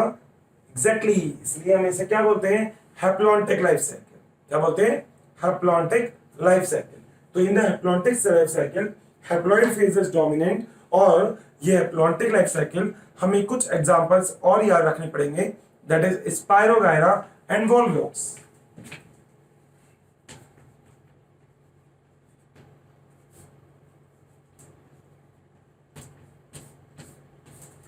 This is for the haplontic life cycle. Second हम बात करते हैं, प्रोसेस आपके नीचे है जिसका नाम क्या है, डिप्लॉन्टिक लाइफ साइकिल। दोस्तों डिप्लॉन्टिक लाइफ साइकिल में क्या होगा, एग्जैक्टली जो डिप्लॉयड फेज होगी वो डोमिनेंट होगी और हैप्लॉइड फेज होगी वो स्मॉल होगी। अब यहाँ पे देखो बात कर लेते हैं वापस से, मान लीजिए स्पोर्स प्रेजेंट है, ठीक है।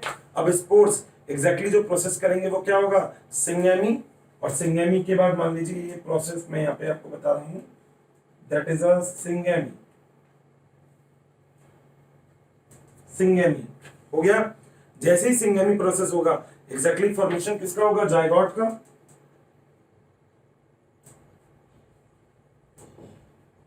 बताओ तो जायगोट कैसा होता है, आप सबको पता है जायगोट कैसा होता है, 2n।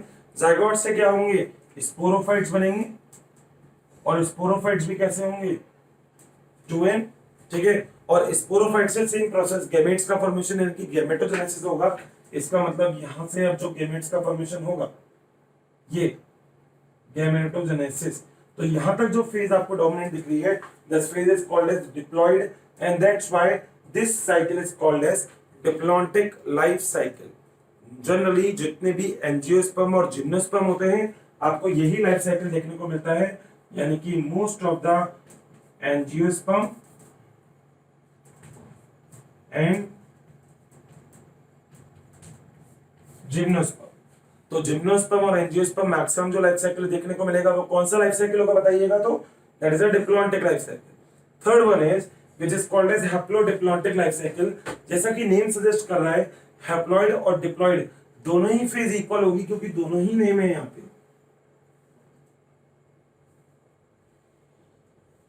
दिख रहा है आपको जैसा मैंने बताया। बट यहाँ पे प्रोसेस भी एग्जैक्टली सेम है। क्या प्रोसेस है, वही है आपके पास एग्जैक्टली देखा जाए तो जायगोट बनेगा, जायगोट के बाद गेमेटोफाइट्स होंगे, वो सब कुछ मैं यहाँ पे आपको ड्रॉ करता हूं। देखिए मैं यहाँ पे बोल रहा हूँ सिंगेमी, सही है, क्लियर है। सिंगेमी के बाद एग्जैक्टली क्या होगा, जायगोट का फॉर्मेशन होगा, गॉट इट। जायगोट के बाद क्या डेवलप होंगे, स्पोर, सही बात है। एग्जैक्टली इन तीनों फेज की बात करूंगा तो कैसी है ये, 2n, जायगोट भी 2n होता है, स्पोर भी। अभी तो जब तक स्पोर का फॉर्मेशन होने के मियोसिस होता है उससे पहले तक तो ये भी 2n ही है। फाइनली इसके बाद नीचे की तरफ 4 स्पोर आ जाएंगे, सही है। सारे कैसे होंगे, n। सेम फिर दोस्तों गैमेटोजेनेसिस वगैरह ये सारा प्रोसेस होगा, ये गैमेटोजेनेसिस हो रहा है यानी गैमेट्स का फॉर्मेशन, वापस से सिंगेमी, एग्जैक्टली सब कुछ सेम टू सेम चल रहा है। दोस्तों रेड एल्गीज की अगर हम बात करें, हम ब्राउन एल्गीज की बात करें, जैसे मैं लेमिनेरिया की अगर आपसे बात करता हूं, जिसको हम लेमिनेरिया को हम ब्राउन एल्गी बोलते हैं, या मैं बात अगर आपसे करता हूं रेड एल्गी की, तो ब्राउन एल्गी, रेड एल्गी सब में हैप्लोडिप्लॉन्टिक लाइफ साइकिल देखने को मिलता है। तो ब्राउन एल्गी का एक एग्जाम्पल है, एग्जाम्पल मैंने अभी आपको बताया, that example is the laminaria.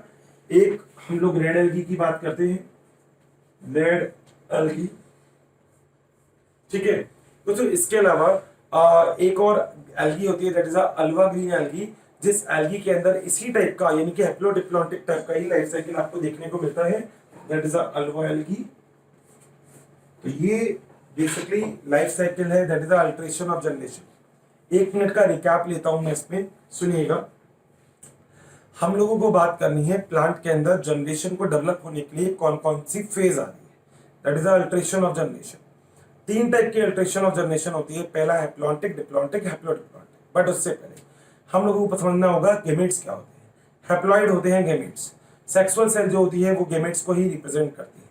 Gametes से फ्यूजन होता है, उसे हम फर्टिलाइजेशन बोलते हैं। सिंगेमी भी एक ही प्रोसेस होता है जिसको हम फ्यूजन बोल सकते हैं, किन्हीं भी 2 सेल का, ठीक है। सिंगेमी से पहले प्लाज्मोगेमी भी आता है, फंजाई में हमने पढ़ा है, प्रोसेस सेम होती है। अगली मियोसिस, एक ऐसा डिवीजन जो सेक्सुअल सेल या जर्मिनल सेल या जर्मलाइन सेल में होता है, जिनमें बनने वाली डॉटर सेल के अंदर number of chromosome parent cell के इक्वल होते हैं। मियोसिस 2 प्रोसेस में होता है, meiosis first, meiosis second. Meiosis first में 2 सेल, मियोसिस सेकंड में आगे जाके कितनी सेल बनती है, 4 सेल बनती है, सही है। तीन टाइप के लाइफ साइकिल, जिसमें हैप्लॉइड फेज डोमिनेंट और हैप्लॉन्टिक, डिप्लॉइड फेज डोमिनेंट और डिप्लॉन्टिक, और हैप्लॉइड और डिप्लॉइड दोनों लगभग लगभग इक्वल होते हैं, haplo diplontic life cycle. Got it? तो ये आपको यहाँ पे दिख रहा है, ठीक है। कोई भी डाउट हो, मैं आपसे पहले भी बोल चुका हूं, if you have any kind of doubt in any kind of place, in any kind of terminology, then please मुझे कमेंट बॉक्स में जरूर लिखिएगा, ठीक है। जरूर लिखिएगा, जरूरी है, क्योंकि मैं आपसे पहले भी बोल चुका हूं, single question is important for us. एक क्वेश्चन भी जरूरी है। और लेक्चर बना दूंगा मैं आपके लिए, इजंट मैटर, बट अगर आपको कोई भी डाउट है तो उस डाउट को क्लियर करेंगे, ठीक है। कंफर्म? मेरा और आपका यहाँ पे होना, आपका मुझे देखना, मेरा आपको पढ़ाना, दोनों इफेक्टिव होने चाहिए। तो कोई ऐसा क्वेश्चन नहीं हो, क्योंकि क्रैश कोर्स है, हम थोड़ा सा स्पीड से चलेंगे, बट कोई ऐसा क्वेश्चन नहीं हो कि आपके माइंड से स्लिप हो गया या आपको लगे कि ये नहीं होगा, तो प्लीज मुझे कमेंट बॉक्स में पूछिएगा जरूर, ठीक है। Thank you so much, thank you. तो फ्रेंड्स, चैप्टर अभी हमारा पूरा हुआ है सेल। अब क्यों ना हम लास्ट ईयर वाले जो कुछ क्वेश्चन है, वो कुछ क्वेश्चन को जरा एक बार रिवाइज कर लेते हैं, और इनफैक्ट देखते हैं कि एग्जैक्टली कितनी चीजें हमारे माइंड में क्लियर है। मैं ऑप्शन बोलने की जरूरत नहीं है, क्योंकि इनफैक्ट अगर आप क्वेश्चन पढ़ेंगे या सुनेंगे तो आपको समझ में आ जाएगा। पहला क्वेश्चन है दोस्तों AIPMT 2008 का, दैट इज पॉलीजोम्स की जो स्ट्रक्चर होती है वो कौन सी होती है। राइबोसोम में याद रखिएगा, प्रोकैरियोट के अंदर हमने पॉलीजोम्स बनाया था, mRNA के ऊपर डिफरेंट टाइप ऑफ राइबोसोम्स हमने अटैच कर दिए थे। नेक्स्ट दोस्तों, क्वेश्चन एक ये है कि जो मिडिल लैमेला होता है वो किससे बना होता है। दोस्तों कैल्शियम पैक्टेट, बिल्कुल सही है। अगली बात दोस्तों, power house of the cell कौन सा होता है। ऑप्शन बोलने की जरूरत है क्या? नहीं ना? क्या आंसर? माइटोकॉन्ड्रिया, ठीक है। एक क्वेश्चन 2010 का है कि टू प्लांट सेल जो होती है, दो प्लांट सेल, उसमें एक प्लांट सेल से दूसरे प्लांट सेल में जो चैनल होता है, वो उस चैनल को हम क्या बोलते हैं, बता दीजिए। प्लाज्मोडेस्मेटा, बिल्कुल सही। अगला क्वेश्चन दोस्तों, राइबोसोम सिंथेसाइज कहां होते हैं। राइबोसोम्स, सही है, न्यूक्लियोलस। नेक्स्ट क्वेश्चन,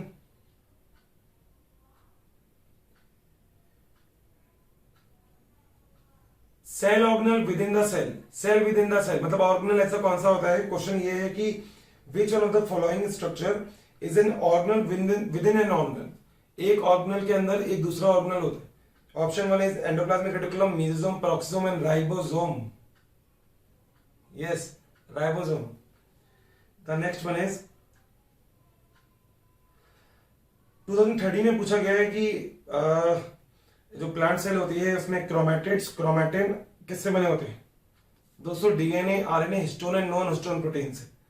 मैं आपसे पहले भी बोला था एक चीज, क्या क्रोमोसोम के अंदर आरएनए प्रेजेंट होता है क्या। आरएनए क्रोमोसोम में, बताइए होता है या नहीं होता है। सोचिएगा, होता है दोस्तों। नीचे एक स्ट्रक्चर बताई थी न्यूक्लियोलस, वहां पे प्रेजेंट होता है वो। अगली चीज, बैक्टीरिया के अंदर माइटोकॉन्ड्रिया की तरह वर्क कौन करता है। ऑप्शन बोलने की जरूरत है क्या? बोल देता हूं, राइबोसोम, न्यूक्लियोइड, सेल वॉल और मीसोसोम। आंसर इज मीसोसोम, बिल्कुल सही। वाटर को कौन स्टोर करके रखने का काम करता है। वैक्यूल, बिल्कुल सही। डीएनए किसमें प्रेजेंट होता है, नहीं होता है। राइबोसोम, न्यूक्लियस और माइटोकॉन्ड्रिया और क्लोरोप्लास्ट। राइबोसोम में नहीं होता है, बिल्कुल सही। अगला, फ्लैटेड स्टैक लाइक स्ट्रक्चर क्या होती है। थाइलाकोइड मिलकर क्या बनाता है बताओ तो। ग्रेना और ग्रेनम, बिल्कुल, लाइट रिएक्शन होती है वहां पे। अगला, एक्रोसेंट्रिक किलोसेंट्रिक के बारे में बात क्लियर है, मैं इसके बारे में क्वेश्चन नहीं पूछ रहा आपसे। पॉलीजोन्स के बारे में वापस से एक क्वेश्चन आया है 2015 AIPMT में। आरएनए कहां सिंथेसिस होता है, पता है आपको।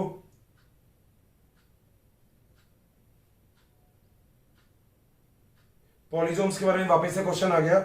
और एक endoplasmic reticulum, smooth endoplasmic reticulum और लफ एंडोप्लाज्मिक रेटिकुलम का वर्क क्या होता है। आप लोग लगभग सब जानते हो। स्मूथ का वर्क क्या होता है, लिपिड सिंथेसाइज, और रफ का वर्क क्या होता है, प्रोटीन को सिंथेसाइज करना, क्योंकि रफ में क्या प्रेजेंट होता है, ribosome, that is a rough endoplasmic reticulum. Got it, clear है। फिर भी अगर आपसे कोई भी क्वेश्चन नहीं हो रहा है तो प्लीज या तो कमेंट बॉक्स में या कैसे भी मुझे कांटेक्ट करके मेरे तक क्वेश्चन भेजें, तो उसको हम फिर हाथों हाथ सॉर्ट आउट कर देंगे, ठीक है। Thank you so much, thank you, best of luck. बच्चों अगर आपको मेरी वीडियोस पसंद आई है तो बाकी के कंटेंट के लिए इस नंबर पे कॉल करें 1800212179। Thank you.